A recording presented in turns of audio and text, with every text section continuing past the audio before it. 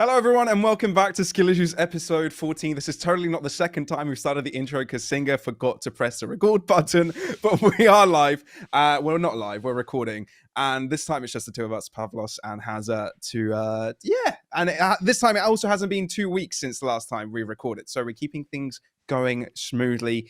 Hazza, how you doing? How's your week been?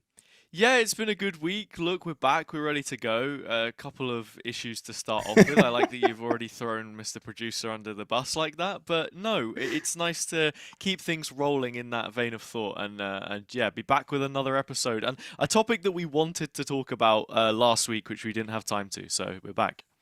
Yeah, that's true. It was on the to-do list of the things to talk about, but we did have a whole lot of conversation about speaking about our favorite video games of all time. If you haven't watched that episode, go and watch episode number 13. But yeah, one of the key things that we wanted to talk about in this episode in particular, just a bit of a spoiler for all of you guys at home, is will esports ever be mainstream? That's a question to keep in your heads as we get there. But yeah, what you've been up to this week? Before we divulge into that main topic, just yeah, what you've been doing?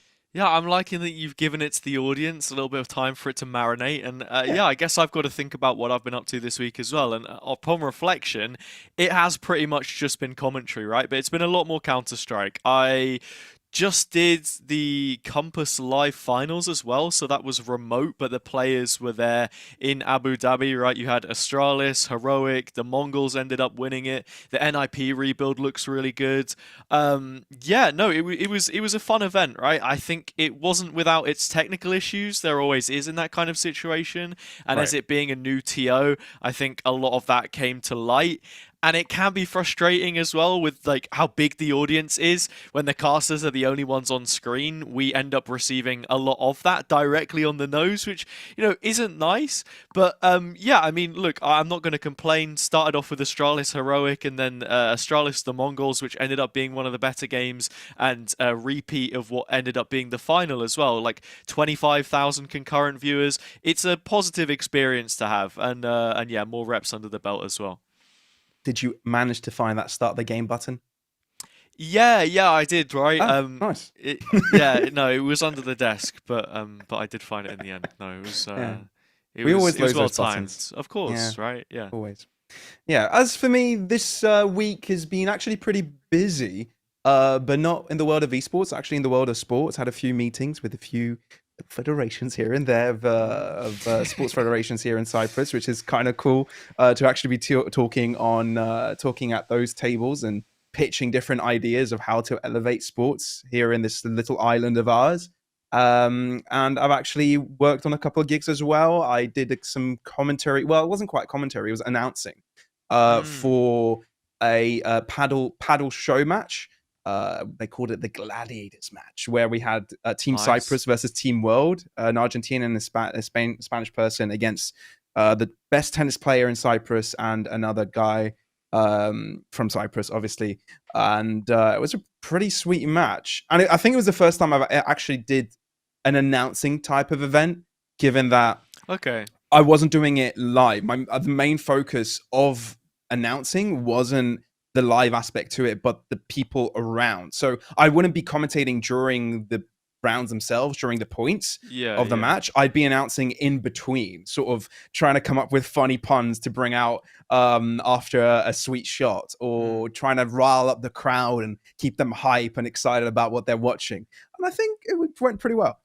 Yeah, that's the thing with commentary, right? Stylistically, it's always different. And I guess even if you were doing it for a broadcast, like tennis broadcast as being the main thing I can immediately Mm, relate that to, yeah, you're not speaking during the points, even from the commentary booth, right? Like yeah. it's in between the shots when you can actually speak and create that dialogue. So that is really interesting. And yeah, I think traditional sport is something I want to try as well, like football, for example, as someone who's followed it for a long time.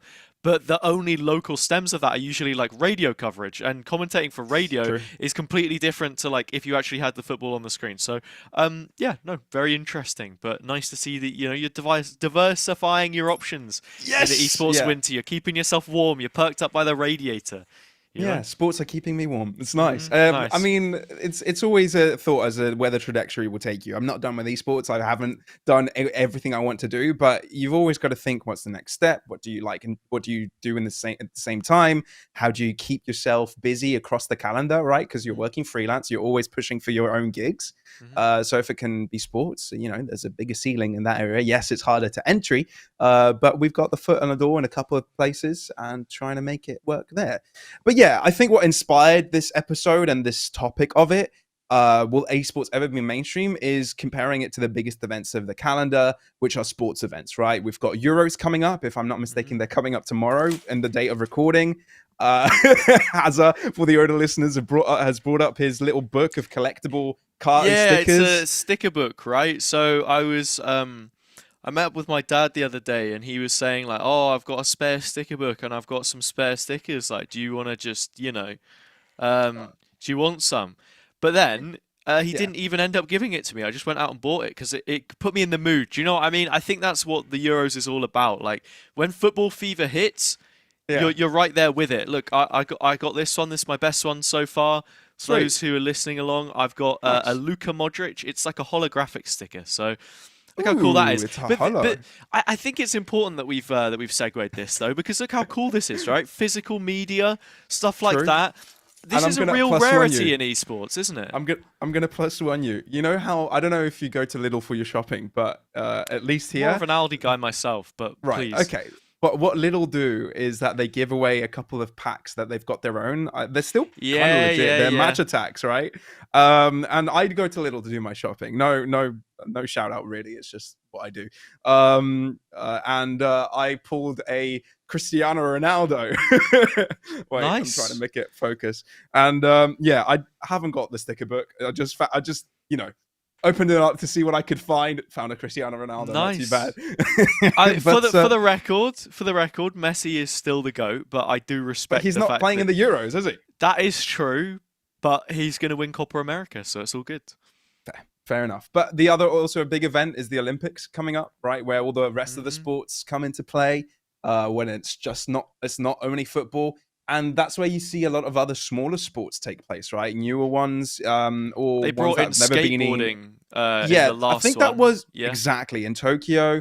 Skateboarding was brought in, surfing, I believe, also some other breakdancing, I want to say, but you can see all these little sports coming and going, right? And I think it also comes into terms that how Olympics work with what sports are brought in and how much focus Mm, is put onto them is it comes down to viewing, right? How many viewers they get, which is very similar to esports in a way, right? I feel like if esports has enough traction, it won't be Olympics because I don't want esports to be a part of Olympics, right? Many people kind of like the prestige of that name, but I feel mm. like it's already You happened. like kind of have it with IESF. I don't know how much you know Sure. about that, right? And you have all of that.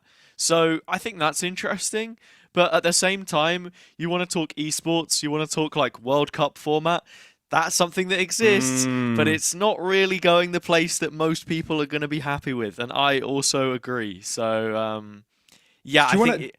we Okay. can open that can of worms if you want to, but Yeah, let's do that. it's Let's up do to that. you. I think Yeah. yeah, like this is the thing. You want there to be. I think it is hard. You want the like homely feel of the esports event coming in at the grassroots, but then at the same time, if you want to expand into that worldwide audience, sometimes it does kind of require the legitimization that having a global body such as a UEFA in Europe or a FIFA internationally or something like that.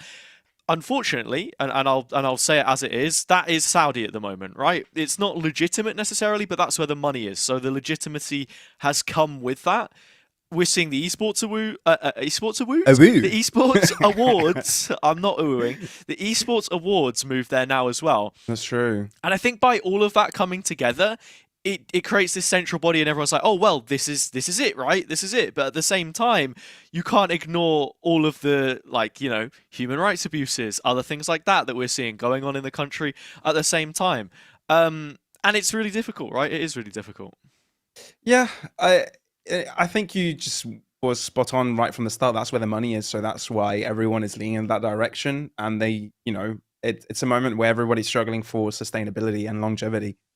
So if they can find little bursts of money that can help them survive and make some money out of it, it's hard to blame, given that being in the same situation, you don't know how much of a break you'd put there on yourself. So it's not like you know. Criticizing it at the same time, it's hard to do. It's hard to do. Mhm. But yeah, I think we can now move on. We've touched that topic. I don't know how deep we'd want to go into it Yeah, any further. I think we can just move on to how esports can become mainstream, and I'll initiate that conversation and sort of that discussion. You can drop back to the other topic later on, Hazza, if you've got more to sure. add. But for this one, I'd want to just point out there that esports hasn't existed for that long, right? Maybe a couple of decades. You now see people that know what Counter-Strike is that are within their 30s and 40s, or at least the first iterations of those games. So they are sort of half interested in that esports space, and you see some people of that age still be around in Counter-Strike. But imagine in 30, 40 years time where we ourselves are in our 50s, 60s, and we still follow the esports, if they still exist, right? If Valorant still exists, if League of Legends still exists in some sort of capacity, we still follow them because we enjoy watching those. And then you kind of slowly see the demographic of people following the esports. Do you feel like in order for an esport to be mainstream, we need to be talking about different age demographics following that sport? I think so for sure, right? Like, well, this is a thing. I like if you look at any sport in general, you always are gonna have older fans. It's just how much of the demographic is made up of that. And the thing with esports is it always will appeal more to the younger generations. So I think you're always gonna have that aspect to it.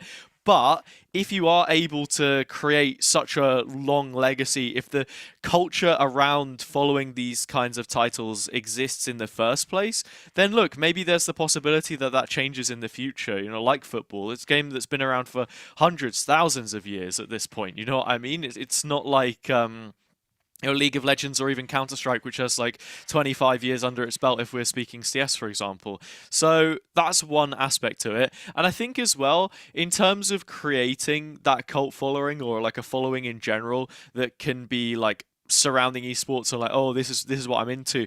The problem is that you have inherently right out of the gate is that, you could say, oh, I love tennis, I love football, I love this, I love that.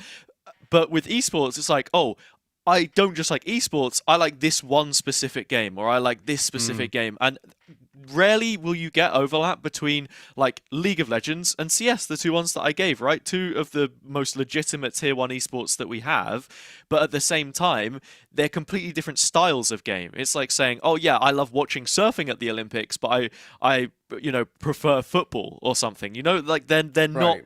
It's. I would make the joke, "Oh, it's a completely different ball game." It's not even a ball game, right? It's like completely different. So, yeah, it's hard. It's hard.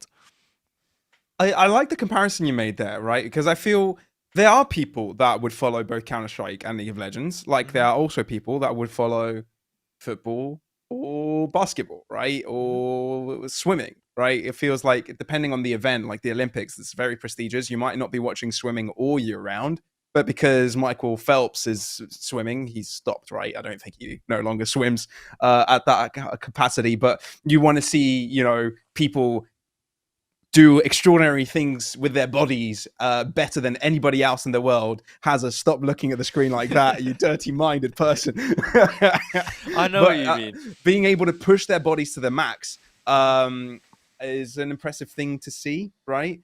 And that's sometimes a difference between that's sometimes a difference between individual sports with other team sports, and then again with esports, right?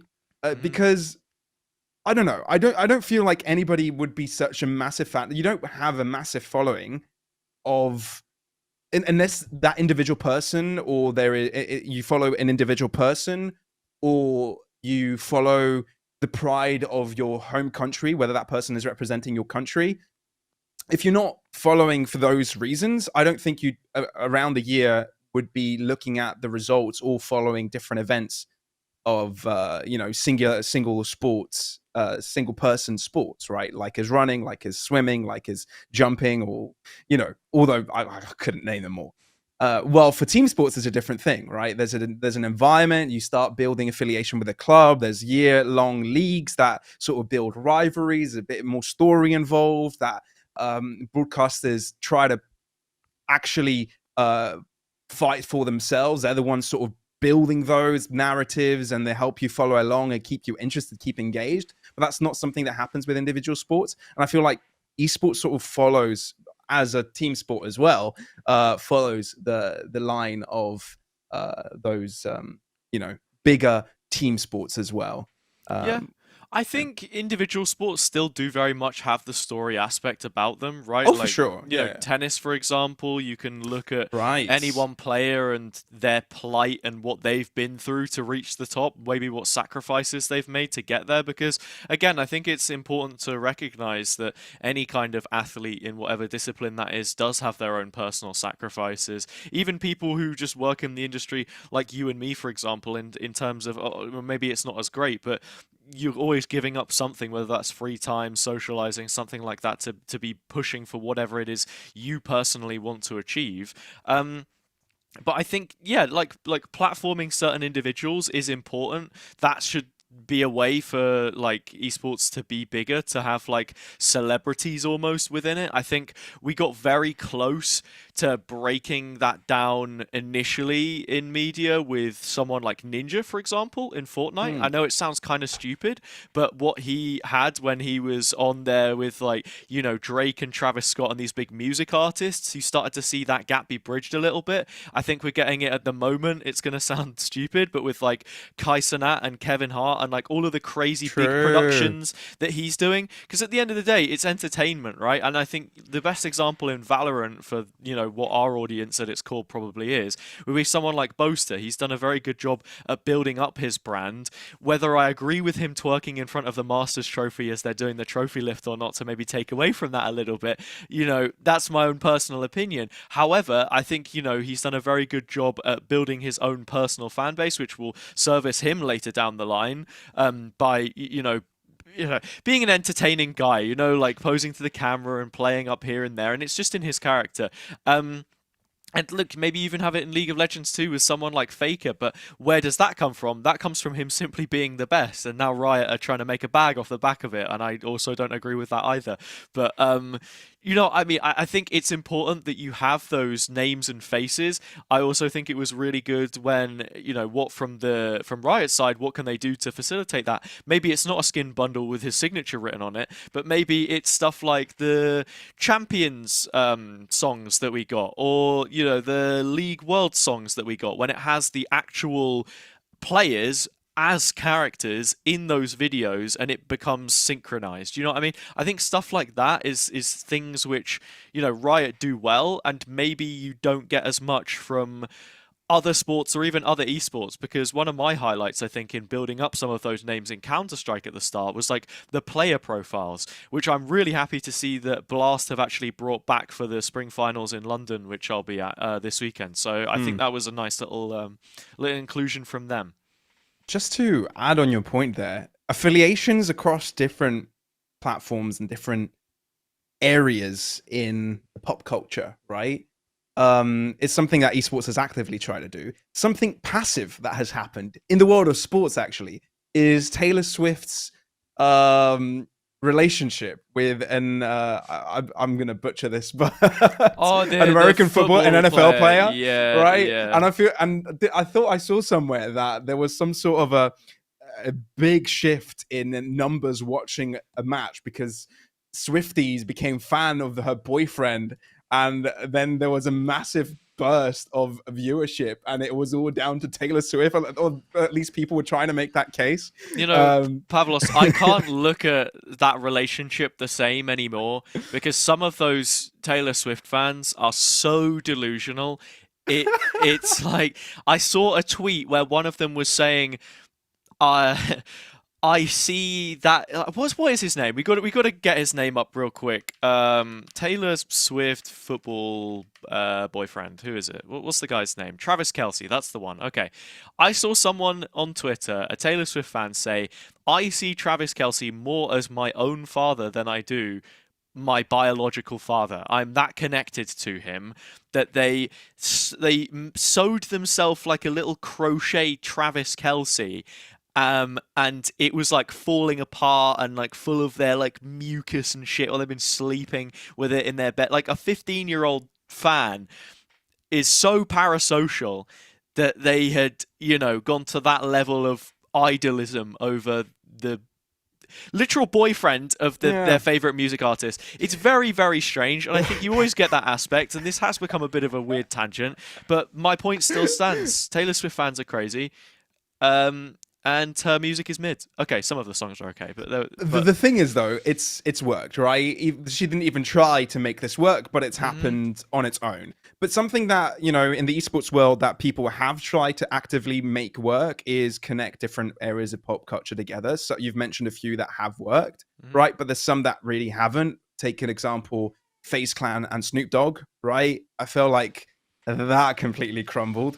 Doesn't make any Um, sense for a start. It's like, oh, FaZe yeah. has clout. Snoop likes to do pretty much any sponsorship that will throw money at him. For example, Just Eat. Why not? You know what I mean? Like Hmm. that's always been his thing. Yeah, I Yeah. don't know. I don't know. And I I agree don't with know what you're what FaZe saying though, Clan right? I stock is think right now, but they haven't made the best no, decisions in the past, so have they? the point I think we're reaching though is that one of the solutions to making esports more mainstream is overlap with other things. And an example that you could give of a music artist and esports industry would maybe be like Lil Nas X doing the World's Anthem, right? Because he was popular at the time. He likes League of Legends, I guess. He has also fallen off massively, I will say. But I think, taking little moments like that, a better example would be New Jeans when they did the World's Anthem. They're still popping. Very Okay, popular group. I'm going to disagree here. Okay. I'm obviously for a short burst they'll increase Okay, interest and sure. might bring people in and get engaged with it and sort of be like, hmm, my favorite artist did a song for this video game. What is this video game? Everybody's talking about it. Hmm. Let me give it a go. Or everybody's watching this TV show. Let me try it. Oh, this TV show's cool. It's got some cool characters. Oh, they come from this video game. Let me try it. Sure. In that way, it kind of brings some extra people in. But does that really make the esport, not the game, the esport mainstream? Right? For it Is to be it mainstream, you sort of need to be following the esport itself, be interested to sure? it in it. And yes, in part and across multiple years, maybe decades, you will gain more people and it will slowly become that.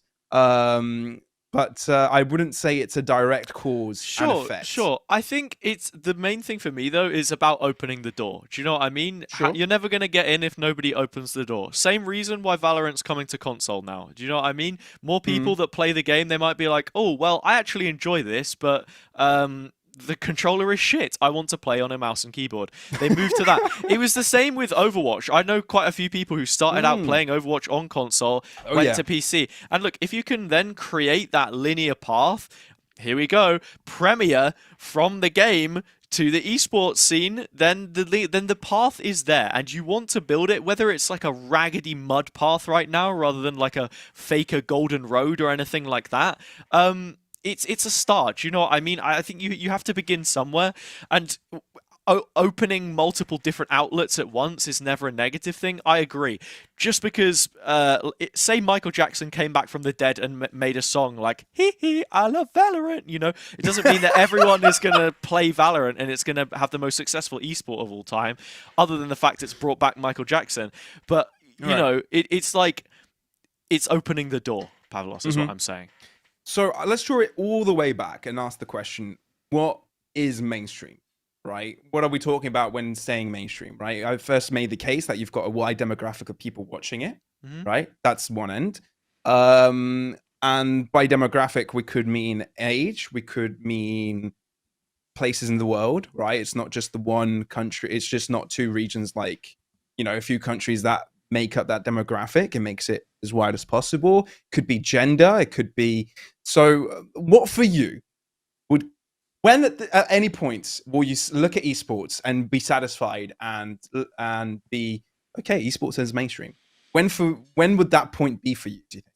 It's not going to be in my lifetime, but I know Okay. that, like, if I had kids, for example, just sort of being like, I don't know, or just okay, as someone who has grown up in the UK, if it can make its way to like pub culture, then I think you've crossed that divide at that point. You know, if you're in the pub, me and the lads watching, watching the Counter Strike or the League of Legends match up on the screens, getting the pints in, up the faker. Do you know what I mean? Something like Oh that. yeah, remember Simple? Yeah. I don't know why I Like, had an oh, American accent what there, but what do you know about Simple? You don't know CS, lad, or whatever. You know. it's Oh, like I've it's got about like Maradona. like the Simple games is the are all. Oh, Maradona. do you remember when he dropped out of Evan on Cash? What's Cash? I don't know what that is. What are you talking about? But you know what I mean. I think like yeah, to cross that divide where it's like a workplace conversation that you have, and it's not like you have to put the feelers out and be like, oh, are they an esports fan? Oh, I'm not too Mm. sure. Like, oh, are they a football fan? Like, I can It's go up go to into a someone and be supermarket and like, say, "Have you watched the game?" yeah, no, exactly. It's like, oh, are you watching the Euros or something like that? Do you know what I mean? Like, Mm. like I think football is the best comparison to make, and I feel like I do it every single episode we talk about esports. But again, it's just like it's the gold standard in Right. Europe for like sporting competitions. And I think if you can draw any kind of immediate comparison to that, then you're on the right path. But at the same time, look at where football is going. The amount of money that has increased in that, just as a whole, not necessarily to say like, oh, it's super profitable or whatever, but just the overall costs are going up. Same with esports. It's also moving more towards, like you had these Saudi leagues that can now pay crazy amounts of money, and the players are like, well, I can't turn it down because it's going to be my children's set for life kind of thing. Do you know what I mean? Like that is Mm. it. I don't think it really matters what you're talking about. It's just the entertainment industry is magnetized more towards where the income is in the first place, to be honest. And esports has so much catching up to do to even get to that level in the first place. So Yeah. I don't know. It's like you're starting a man down, really. Cool. Sure. Fair enough. We could make a prediction on how long it will take for it to reach that point.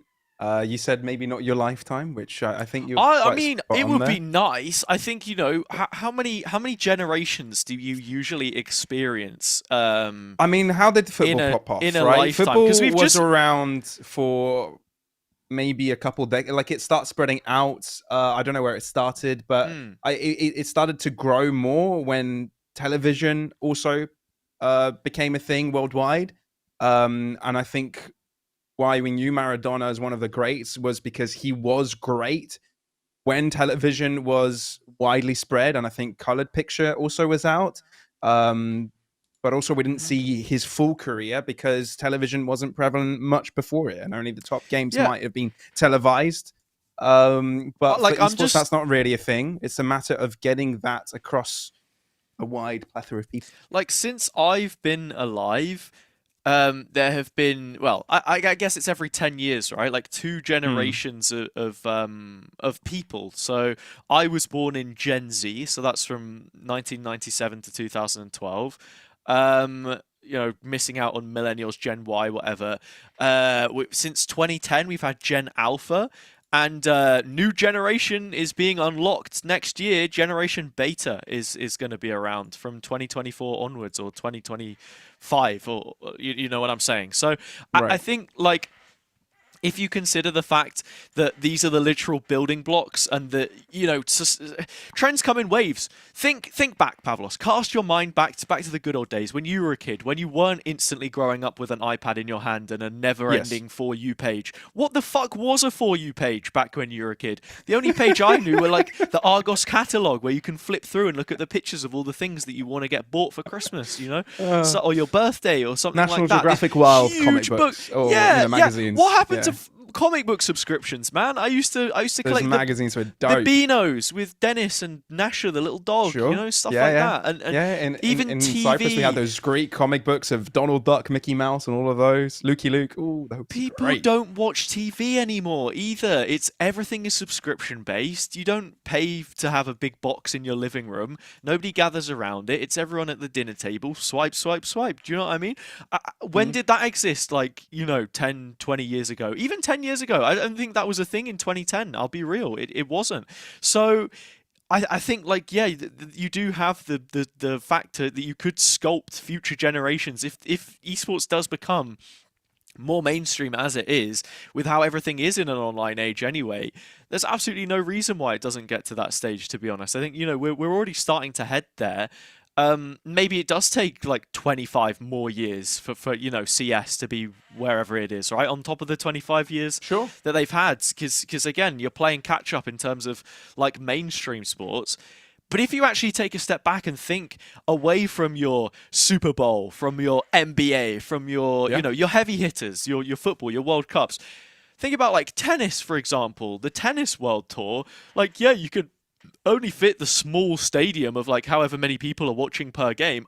I would probably make the argument that esports is kind of like on par with some of these guys, at least in terms of like live in-person attendances. Would I be Sure. crazy to even say stuff like that? No, not at all. And Because I think the stadiums for tennis are maxed out at about 20K per yeah, stadium. so I think the thing is, esports is always going to have a very high ceiling. That's what we've got to look at it as. It's about increasing the floor. That's the conversation that we're having now. It's like at the grassroots, how entertaining can it be? Like, Sunday League, for example, you get a bunch of people gathering around in like a Yeah, random well, park because it's easy to set up.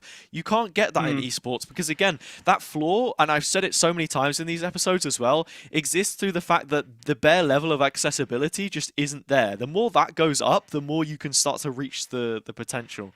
again, I'll bring an argument to this because I don't think it's the floor that is the problem, and again, I don't think it's the live audience that's the problem. I think it's a televised and worldwide interest that is the difference between esports and sports. Because you made the argument, sure, maybe a tennis stadium full would be around 20,000. Esports can be even fuller than that because they'll get bigger arenas and fill those up. But when you look at televised and international interest, everybody is going to watch Alcaraz play against Djokovic, right, at the Wimbledon, or Spectacle, right? That's what you need. It's a spectacle. You need to create spectacles. Everybody's going to watch those, and it's going to have millions of viewers worldwide, and it's sort of guaranteed at that point that you'll have a lot of people watch those sort of matches. Yeah, you have the same in esports, but it won't be as wide. So Does that not come back disagree. to what I was saying as well, though, about No, those because you were talking characters, about- the yeah, sure. characters? Because About the you're like, characters, sure, oh, they'll yeah. watch it because it's Djokovic, because it's Andy Murray or Alcaraz. whatever. I don't Shout out Alcaraz. I don't actually know who Alcaraz He won Roland is. Garros like a few days ago. Okay, nice. Alcatraz? Did you call him Alcatraz? I don't know. I don't know who he is. I know the he's guy like that 20 like years old now. He's insane. who's the guy that like dives all the time to like get the ball like on the floor and stuff. I really liked my him. God. Was it Wilfried Songa? That guy as well. You remember him? Sure, yeah, sure. Yeah. I had someone else in mind right now when you said that he dives all Names the though, time. right? I think that's it. Part of it is the names, and I think what I meant by floor too is it's like now in the UK, I'm seeing little esports labs pop up in schools all across the country. It's Sure. like every school or every place right now, you can find a patch of grass, you can blow up a pig's bladder, and you can go kick it. The football. That's why it's so easy and why it's so accessible. Even baseball, you can find a stick, you can find a stone, you can probably hit it. It won't be very fun, but that's baseball for you anyway. So just accessibility, I think, is like where it starts for me. Yeah. And that's where you see from emerging regions, right? You see more and more people get into esports because they've got better access to computers, better access to electronics. And one of the reasons, why in India, the esports scene there, their mind automatically goes to mobile phones and not PCs or consoles, because they have easier access to mobile phones and more people can get involved in that. And it becomes, mainstream more easier. So that's what we'll see, the more people have access to these electronics, to these computers, to these consoles, I guess. Yeah. Okay. I see your argument now saying that on the grassroots level, the access to the sport itself, being able to play it and understand it, At that level, sure, because I feel like esports is much more difficult to understand if you're not if you haven't been involved with it before. Well, it doesn't take long if you've never played football or have never seen it before to understand Hmm. if they put the ball into the goal of the opposing side, it's a score. It doesn't take long to Yeah, understand that. that has to be one thing as well, right? You can televise it, but if it doesn't make any sense, then why would they care? Do you know what I mean? Yeah, Like, I think there is an aspect with some other sport. Like, again, that's why football is the gold standard, because you look at American football and it's like there are all of these lines. Like, you still get the touchdown part, okay, so it's like yeah, not as difficult. But there are certain aspects in terms of the scoring and things. I think it's the same with like League of Legends, where if you had like that's the best example for me in esports, like all the different stuff's going on. The best way to dumb it down is like health bar. Health bar go down, one less person to worry about, more characters, numbers at the top of the screen. But then you got like best of threes and best of fives and all of this stuff that you don't true. see. Maybe you see it in tennis and things like that with It's sets and mm, points and stuff. But it's one of those things that I think are slowly being simplified as well. Like Counter-Strike mhm, realized we've got way too long games. Right, when we had MR15 and we had best of fives, we'd be talking about a whole day of Counter-Strike for mhm. a final, and there's no one that is going to be watching the entire day. I won't say no one. There are people that will, but you can't sit down for hours and hours and hours on end to try and watch it. Right, Yeah. I and think I think that's what MR12 Counter-Strike. Yeah, BO5 is so much better of a balance as well for a so final, so good. because you get the whole afternoon, Yeah. and you also want to see it stretched to 5, because I think honestly 3 like doesn't do enough justice if you are like a well prepared team or Hmm. anything. But like you say, it's opening it up to everyone else. And again, this is an idea that I heard floated around a few times. I think where we've missed the trick is, again, it starts with local audiences too. People with esports, it's like, let's jump the gun, let's go straight to the huge event hosted at Wembley with all of the teams from across the globe. Let's go. It's like, let's go, let's fucking go to China, let's go to South America, let's go here. And cool, the traveling Yeah. tour does help build up those local bases, but it only boosts wherever it is, right? I think it would be so sick if there were more online leagues where the teams play from like a home stand in Yeah. a local community, and we just had more like local teams pop up where it's like, oh, Ninjas in Pajamas are playing from Stockholm, and if you live in Stockholm, every week you can go and watch the match, and you can hang around with fans from the same place, and you do start to see that pop up now. But I think it's impossible for it to get that far without there being Mm, support in the first place. Basically, Pavlos, bottom line, there's no money. There's not enough money. We could do so many right. things with money. I love money. You hit the nail on the head there. I was about to add that it seems that when people want to say from each individual company, country, etc., when they say let's get involved with esports, they say where's the money at? And the Mhm. money isn't at that grassroots level. And that's the same thing with sports, right? Unless you've got those academies where you sort of train players early on when they're kids and they play and they pay a monthly fee to train at those academies. Sure, that's one way to build sort of a to sort of have funding in one way, but that's not something that necessarily exists in esports, Mhm. and in which makes that grassroots level a little bit I harder think to move and to be able to work in a capacity where you're making money. And for many, producer that's a big difference. Producer Singer will understand this. The 50 plus 1 rule. I know he. Okay, basically, Singer is German. There is a football club called Bayern Munich in Germany. You should know them. And they have a rule where basically the fans own half of the club, and that is how it is, right? But where does that come from? How do you get membership? Season ticket, right? You buy a season ticket so you can go to all of the games and attend all of these things live. I think something that I found a little bit crazy when I went to the Fnatic watch party in London was that there was absolutely no monetary benefit to it whatsoever. It was like, you reserve a place at the watch party, you turn up, we'll give you a bunch of stuff, we'll give you like a poster, a pin, or like all of this cool stuff.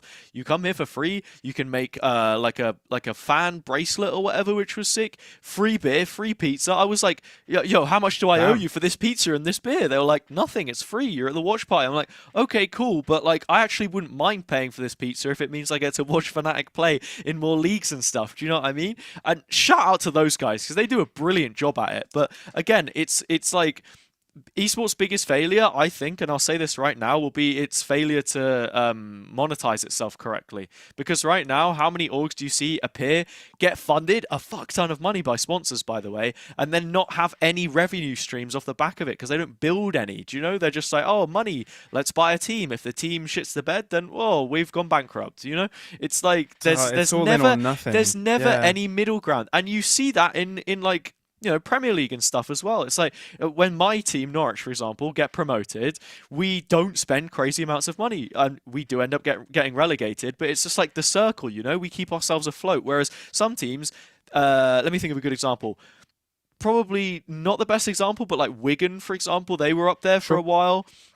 Or like Fulham, they'll spend loads of money on players and then just come back down again, and then you can end up taking some big losses, and you've got to sell your soul to the devil or the highest bidder. Um, Mm. yeah, man, it again just same issues, and it's all money. It's always has been.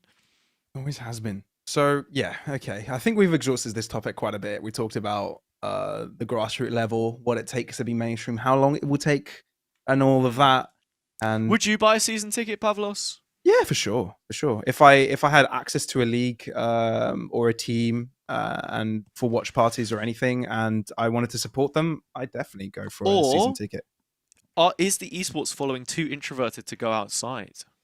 Nah, I think that may have used to be the case, but I feel like it's just like you when you go to Comic Con or something. Yeah, most of them are nerds, Like-minded but individuals. they're like-minded, and it's sort of a community that is just works together. Um, so yeah, there won't be your traditional sports fans, but there'll be your traditional esports fans, and I don't think that's necessarily a problem. You'll feel right at home, I think.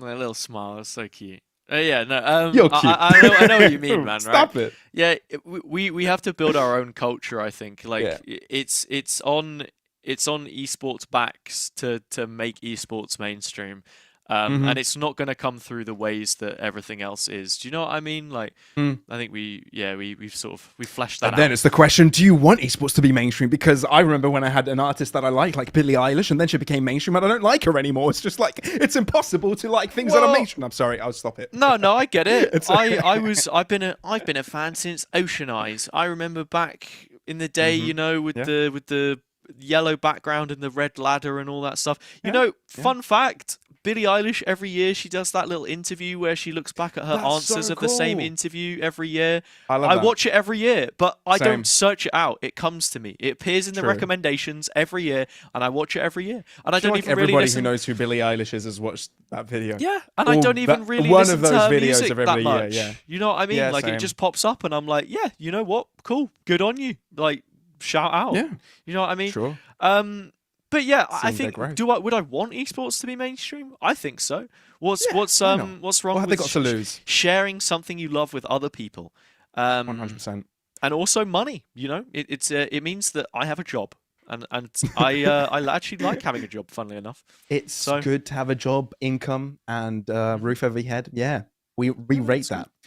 But we've done some things opposite this time around on skill issues. Usually we go through the weekly roundup, what's happened this week in the world of esports and gaming, and sort of break that down first. But today we thought, let's bring the main topic on for everyone to enjoy and not have to withstand what's happened the past week if they're not really interested in it. But I think you might be interested in this week's topics. Starting off with the Masters Shanghai, it's concluded. Mhm.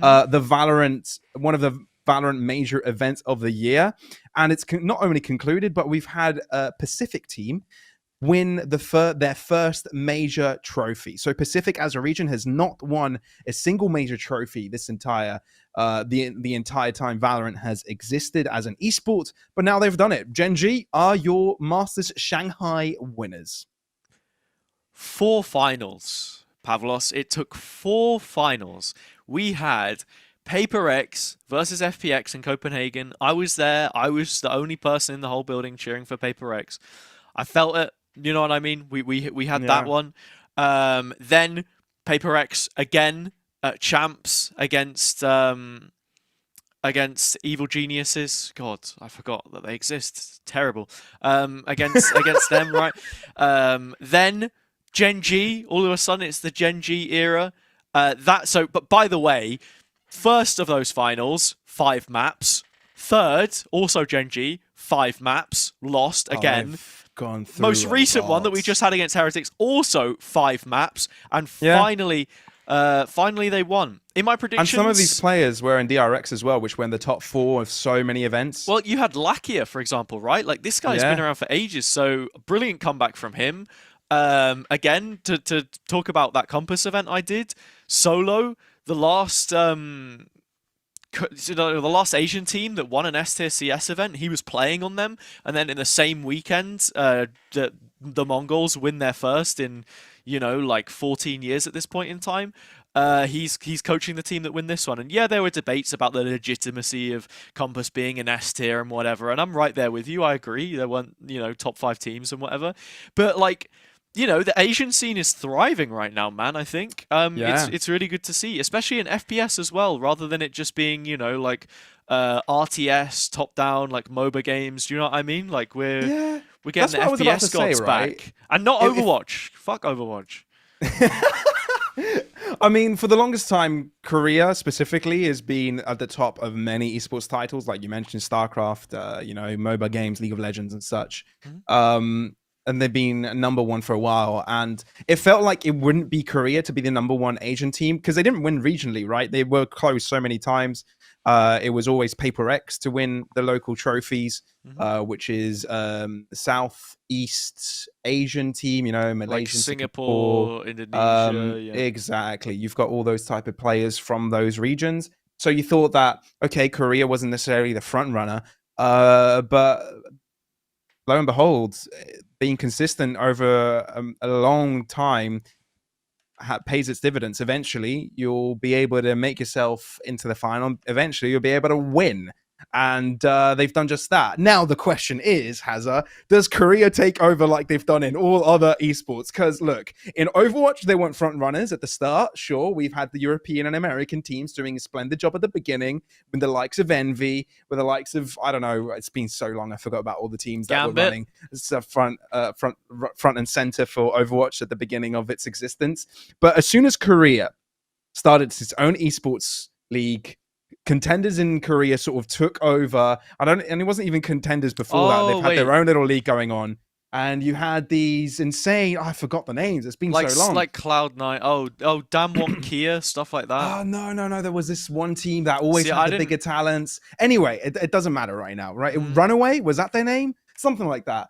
And they ever since Korea just took over in Overwatch and they became untouchable. And they'd send players to each and every region. And basically, American teams were 5 Korean players, European teams were 3 Korean players and 2 Europeans, or 1 European and 1 American. mm. Right? The Koreans really took over because they were nuts at those games. And now I'm asking the question, Hazza, is the same going to happen in Valorant? Are they going to be taking over on this esport as well? Pavlos, on June 5th, 2023, you tweeted, coming into Masters Tokyo, we'll be seeing a rise of play levels specifically from Americas and Pacific regions. TLDR, EMEA are not favorites. You said that. Yeah. I don't know. I really don't know. I think again for me with Korea, it's always the PC bang problem. You know what I mean? If you don't have the game on the computer in the computer cafes that are completely popularized there, then no one's going to play it. Valorant is on those PCs. I think Valorant 100% could be like Korea. I don't think it's going to dominate. I genuinely don't think it's going to dominate. I think Sure. we've got too much of a global esport with Valorant on our hands right now. Sure. Give it a year. You start to get scared. I still think there's a very strong talent pool Sure. coming through. And Yeah. again, you want to talk You're about esports going mainstream and normalized. More people are picking it up. And Valorant, I think, right now is in a very accessible position as a free game with, blood toggle off options and stuff like that will make people maybe want to throw it into the hands of their kids rather than like a 1.6 or a Go. No, I don't think Korea will take over. I'll happily sit here and say it. I think it will be good, but for me it's just too global right now. That's about it. Yeah, I don't know, man. Sure. But Yeah. you have to remember as well. like Korea is such a small country in Mm, comparison to all of these like other regions, nations. Do you know what I mean? Like yeah, Korea is a country. Brazil. It's not a region. It's a Yeah. country. Yeah. But for other games like League of Legends, Korea is a region in itself, right? Just like Yeah, it's China is a true. It's region on true. its own. Sure, China has got a lot more people in that country. The population is massive, and I think it's worth to mention that China is also growing. Right? They haven't been in the top stages of esports because it hasn't been accepted as an esports locally up until last year, I believe. But they're growing already. From we've seen from their performances in the international events, EDG, FPX, whatever team is making it there, they're having solid runs and they're competing against the top teams of other regions. So yeah, you're right. The scene is quite diverse with talent. They're coming from all across the globe, and it's really cool to see. It's just that Korea had just historically have been tremendous at esports, but that's also come in hand with early access to them and those cafes. But I feel that access is Mm. no longer as one-sided as it used to be. For But me, yeah, I'll tell you who's gonna take over. Right? sure. It'll take a little while, but I believe in the Renaissance. The French Revolution.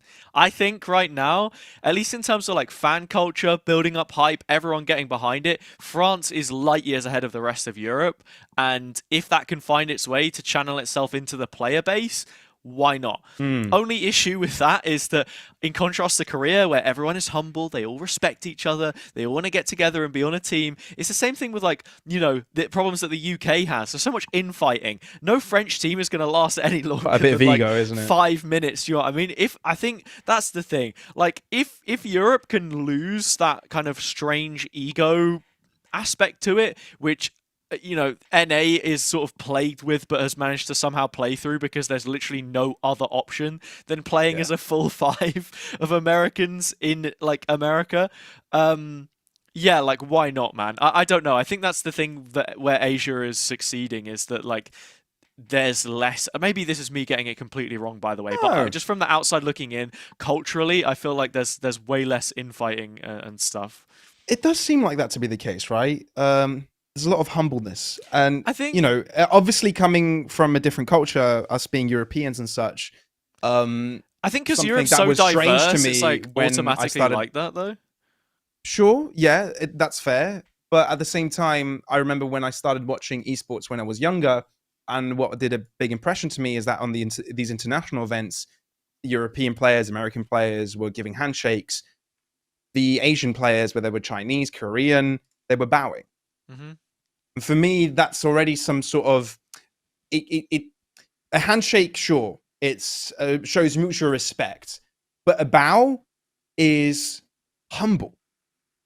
And Yeah, it's a matter, it's a level of humbleness that I feel like isn't as ingrained in our society in the West as it is as yeah. much in the East. I feel like also as well, it is kind of like their version of the handshake. Kind of. I don't really know. Maybe, Maybe that's me reading into it maybe I'm wrong. reading into it But yeah, I too don't know. much I as think well. the way I thought you were going to take that argument was more like I remember coming in at the start of CS, like it was all French teams, all Swedish teams, all Danish teams, all Swedish teams you and know what I then mean? yeah. A European team didn't exist back then. When FaZe or Kinguin at the time first did it, everyone was like, "Oh, G2, Oh my what the fuck god. is this? Are you kidding me? What we got like Kenny S or sorry, Scream is playing on this team. He's the best aimer." But again, we know that that doesn't necessarily work on paper just Mm. because the names are the most like efficient or skilled. Yeah, man, I don't know. Like, there's a future for everyone. Just got to buy Sure. into it. And I feel like this year has been the year of the rookies when it comes to Valorant, right? I Hmm. think we've seen a lot of young players come through the ranks and just instantly destroy the old dogs. And one key example, one key team that has brought a bunch of rookies in was Team Heretics, and they made the final against Gen G, took them to all the 5 maps. It was a labored match for Gen G to get across. And not only did they do that, they did that with a sub.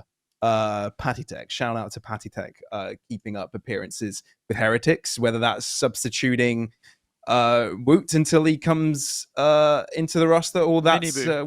when that's Mini Boo in the international stage Yeah. because of visa issues, right? You're So right. I even forgot that he spot was on. there instead of Woot in the first place. But like Yeah, since Woot waiting has for him got to here, become 18. this is the crazy thing, man. I didn't think that Woot coming in was going to make as much of a difference as he had, but oh my god, He's I was so wrong. amazing. Because this is the thing. For anyone who followed Woot's career up until that point in Tier 2 in Challengers, everyone was like, wow, Hmm. this guy's sick. He's so good. Sure, but they always choked in playoffs. That Fireflux team never Hmm. could get the skeleton out of its closet. Finally, they have, by the way, may I add. So Fireflux are going to win the Turkish league now, and hopefully Jinx is a side that does prove to be true. Um, but yeah, there's some serious force in the Turkish league. They've sorted that out, and then him individually, yeah, I mean he's just completely showing up on this team. I think he did drop off a tiny bit in the grand finals against Gen G, or at least I should say it took him a couple of maps to really hit the kind Sure. of stride that he was feeling in like lower finals, for example. But again, he's just a kid, you know what I mean? And I think there's so much ahead of this guy. I do want to speak about Patatek as well, though. And as someone who has had spoken to him in an interview ahead of this season, being like, "Oh, are you looking forward to playing on Case in Spain before getting dropped?" Like just ahead of the season starting, to then coming in as a sub as a sixth man, thinking, "Oh, I'll probably get a few officials under my belt. Let's see what happens," and then going to Masters and getting into the final and nearly winning the whole damn thing. This is the craziest sub story we've seen so far. Say what you want about, oh, Tens was subbing in Sentinels. Was he really, though? Like, he was always planned to sort of stay there. Hmm. Cider had the group stages with FPX, but when he was gone is when they succeeded. This is The thing easily is, the best sub story that for sure, we've had. Even if he didn't win, I still for think it's the sure, best. he's had an amazing run. Although you can't consider him as a brand new sub, they had played with him before, Sure. but it was different roles, so there was adapting Theseus on the is fly. Um, Theseus is sub. yeah, and I think everybody is looking at the rookies, which they should be, right? It's their first run at such big stages, and they've done such an amazing job at bringing them to speed, and not only bringing them to speed, but just playing their own way and their own game. Mhm. But I think someone that had a massive role is not only the coaching staff of Weber and Neil Zinho, it's also the IGL Boo. Boo, I felt last year, if anybody was watching the Valorant League of EMEA last year, they would have seen Heretics be at the bottom of the table. And that's, you could see many reasons before of that, but basically the team consisted of some big names from some previously known big teams. You had the likes of Mixwell, you had the likes of Avova, players that had good stature in the Valorant world, right? Known as great players, and they had big personalities because of that, right? And for Boo, as an in-game leader, as someone that is meant to carry a team with you, not carry, but bring you all together. He had a difficult job at his hands Mhm. to try and bring the game he wanted. Because I can imagine when players have sort of those big personalities, they'll have their own strong opinions, and there'll be a lot of back and forth, and things won't often be done smoothly. But now that Boo had at his exposure young players, malleable players, players that he could mold into his own way of thinking, was exactly what he needed. He felt alive. Yes, he was fragging before, but he was fragging more than ever because he was playing the game he was comfortable playing. He had Mhm. players that were listening to him, that wouldn't second guess what he was saying. He had players that believed in him. And he also had his brother. That also helps, right? He had Mini Boo. Mhm. But even in Masters right now, when he didn't have his brother, it also showed, right? Because he had players that believed in him, and you could see the trust from them. Because you go into these interviews, what's very honorable to mention from these players, particularly in every single interview, they always have something nice to say about one of their teammates. Always, no matter what, the humbleness is radiating from that team. And one of those often players that they do mention is their leader, Boo. And he's been tremendous, because in a league where you've got some tremendous IGLs and historic figures in the world of first-person shooters in EMEA, he's done the unthinkable and be better than most of them, right? And yeah, hats off to Boo. He's had a terrific run, and I hope to see him do a lot more. He deserves a massive trophy, and I hope he gets it this year. A big, massive trophy. I mean, there's only one left now at this point, unless you're talking about True. winning EMEA Stage 2. But Sure, again, that's I doable. feel like regional leagues Don't are count as so much. overshadowed by international leagues at the moment. It's like, I don't feel like there's really much value from it, like, to be honest. Remember when Team Liquid won VCT EMEA last year? Who remembers that? No, I No. don't. No, I don't, because they went straight to the international event and then bombed out. Like, you know, True. I think, yeah, as well, even to just speak about like that Heretics team from last year, was Boo the IGL? We had like 3-4 different IGLs in that team. We had Zeke initially. I think Kellox and Mixwell both had a swing at it as well. Absolute mess. Yeah, I think it's really important to have the right environment around those guys. And that speaks of the Liquid team that won, with Solcast now on Apex and Avova also on Apex. You know, those guys are doing well. Sure, it's easy enough to... They're good players, right? To do that. Yeah, it's all about the system, man. It's all about the system. Say the same thing about KC this year too. Yes. Another roster of young players which were pretty much all primarily duelists, with the exception of maybe like Magnum or Shin, for example. And then they just perform really well because everyone has been made to fit their role, fit for purpose, and you buy into the project. So yeah, shout out to all those guys. I think, you know, EMEA is in a good place. We've just hyped up Korea, but we've got lots coming through in EMEA, and the future is here because all of those, you know, bench warmers, wage stealers, whatever you want to call them, will be gone soon, and that's it. But I think maybe that's something else about esports, right? Nepotism. Maybe we won't ever make it mainstream because of nepotism. Nepotism is always a part of every aspect of life. I feel like maybe maybe it's just me because I'm from Cyprus and nepotism isn't a big thing here. Yeah, as in small places it can be, or Eastern Europe as such. But Well, yeah, even Mini Boo on the team with his brother. I don't care if they make the final. It's his brother. It's nepotism, you know. Maybe that's it. Maybe that's a good example. Maybe that's a good example. He showed up, so it doesn't matter. Yeah, of course. Right? I mean, obviously there will be instances where you're like, oh, this is nepotism, and you look at Formula One, where all the F1 fans there instantly know who I'm talking about. Lance Stroll, with his daddy owning the team he actually competes in and is a driver for. I mean, it's the same for all of the drivers, right? Because like you don't get in they that bring position without sponsors the with money. them. There's like one, I think, other than Ocon, who else came from like at least a middle class, if not like upper middle class background? I don't know. Wasn't Hamilton pretty? Kind of, yeah. I mean, look, like again, these families made sacrifices to put them in that place, and that's what I was saying earlier. You know, every sport comes with sacrifice. So Sure, and maybe that's the difference between esports and sports. We've done a full circle here, and I think it's also a great point to close out this podcast. Yeah, we didn't touch on many weekly items, but that's okay. We'll touch on things as we go onwards as well for the next episodes. Any final words before we close out this podcast from Hazza? No.